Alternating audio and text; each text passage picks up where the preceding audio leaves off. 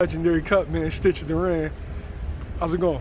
Doing good, man. It's nice to be in Atlanta, so hanging out with Mr. Basil, and got some of the guys here, Mr. Ponte and, Charlie and all that. Just kind of loving Atlanta. Yo, we need more fights in Atlanta. It's normally fights is either Vegas, New York, maybe Cali. But yeah, it's good to see boxing in another place. Yeah, it's nice to come to Atlanta. I mean, it's just, why not? It's a beautiful place to come, and looks like kind of give you a little bit of a scoop also. And got a call for Creed 3 in January and February, and looks like we're going to be filming here in Atlanta. So it's in Atlanta? Yeah, and so Michael B. Jordan's supposed to be at the fights tomorrow. So kind of give you a little scoop there, bro. Okay, I appreciate it. Yeah. What was that experience like? It's nothing like it.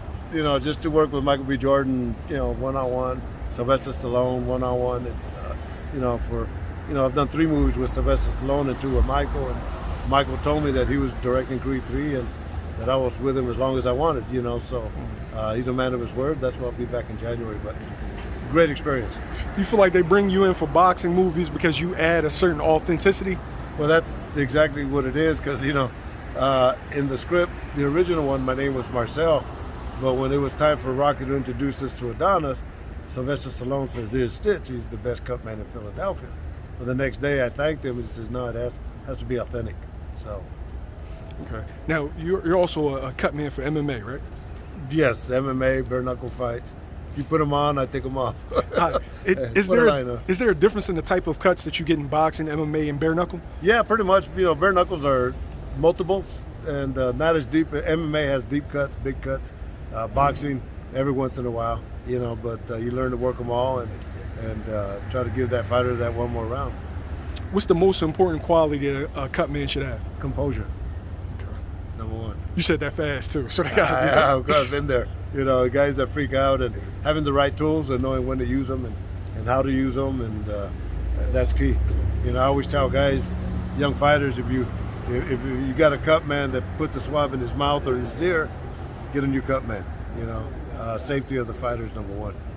Okay. Are you in camp with either one of these fighters in the main event? Shakur Stevenson. Yeah, I'll be working with him, and so looking forward to it. They called me last week and booked me with this one. So, but I've worked with him before. So it's nice just to be at this level, working with these kind of kids.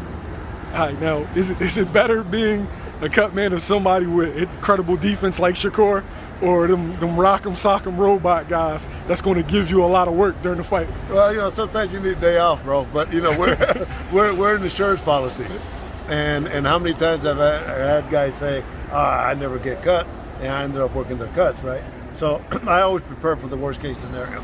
And if Shakur needs me, number 1, I'll be wrapping his hands, so I'll be taking care of him from that department. And then come fight time, of course. But his defense, I was talking to Mike Basil, the other cut man, and just talking about his defense, how just natural and how good it is. So we'll see. All right, so what's the worst cut that comes to mind that you've ever had to deal with? Like a specific fight, like, oh man, it was deep, it wouldn't stop bleeding. Well, the ones that be right here, that big vein we have between our eyes when you laugh, well, that one's, when you pop that one, it's going to bleed big time.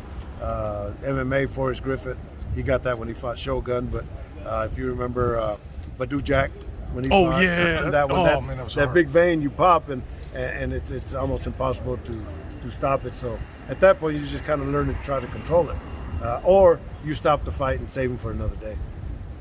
Okay. All right. As far as Stevenson versus Herring, who wins that fight? I don't predict him, man. Oh, you don't predict him? It's like saying I like you better than him. How could I say that? So I'm there as an insurance policy, and if they need me, then I'm there, and I love them all, man. So may the best man win, and my job is to give Shakur every opportunity to win. So take away any disadvantages. Okay, thanks, Stitch. I appreciate it. Anytime, man.